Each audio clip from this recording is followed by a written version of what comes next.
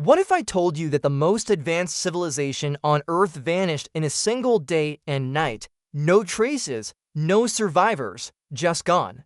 Around 9,000 years before ancient Greece even existed, there was supposedly a place that made every other civilization look primitive. We're talking about Atlantis, and here's the thing, this wasn't just some random legend. The story comes from Plato, one of the most respected philosophers in history, so why would he make this up? According to the accounts, Atlantis was an island bigger than Libya and Asia combined. Picture this, massive walls made of red, white, and black stone. Canals that connected the entire city like a giant water highway, temples covered in silver and gold.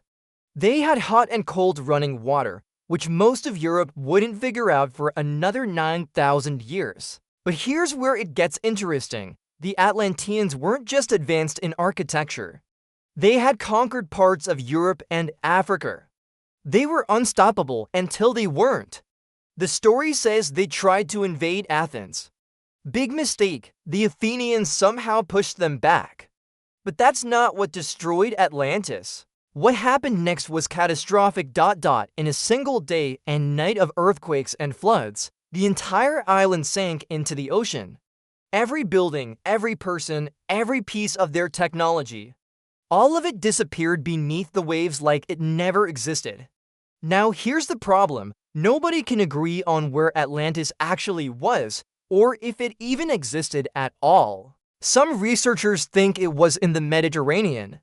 There's this island called Santorini that exploded in a volcanic eruption around 1600 BC. The eruption was so massive it created tsunamis over 100 feet tall. It wiped out the Minoan civilization, which was incredibly advanced for its time. They had multi-story buildings, indoor plumbing, and art that wouldn't look out of place today. Sound familiar? Others think Atlantis was near the Strait of Gibraltar, exactly where Plato said it was. There's this place called the Richid structure in the Sahara Desert, also called the Eye of the Sahara. It's a massive circular formation that matches Plato's description almost perfectly. Concentric circles, the right size, everything. The only problem, it's in the middle of a desert now. But what if that area used to be underwater? Then there are the people who think Atlantis was in the Atlantic Ocean, which makes sense given the name. The Azores Islands sit on top of the mid-Atlantic ridge. Some believe these islands are actually the mountain peaks of sunken Atlantis. There have been reports of underwater structures found in that area, but nothing confirmed. Here's what makes this whole thing even more mysterious. Cultures around the world have flood stories. The Bible has Noah's Ark. The Mesopotamians had Gilgamesh. The Aztecs, the Mayans, ancient India, they all have stories about advanced civilizations destroyed by massive floods.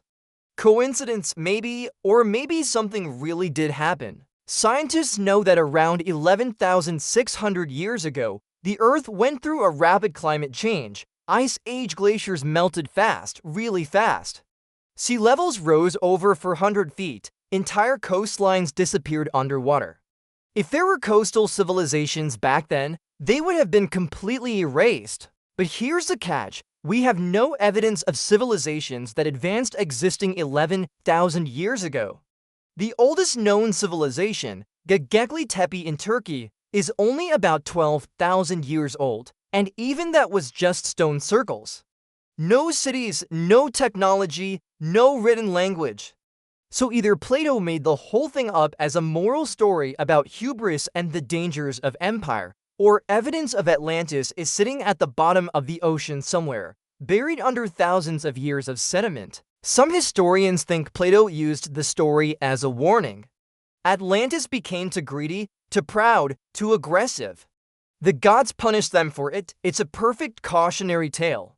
But why would Plato claim his ancestor Solon heard this story from Egyptian priests? If he just made it up, the Egyptians kept detailed records.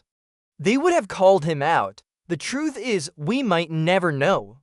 Modern technology lets us map the ocean floor, but only about 20% of it has been fully explored. That means 80% of the ocean is still a mystery. Atlantis could be anywhere down there. What we do know is this. Whether Atlantis was real or not, the idea of it has pushed humans to explore, to ask questions, to wonder what else might be hidden beneath the waves. And maybe that's the real point of the story. If you want to see what else is hidden in history, check out the next video. Retry Claude can make mistakes. Please double check responses. Sonnet for point 5.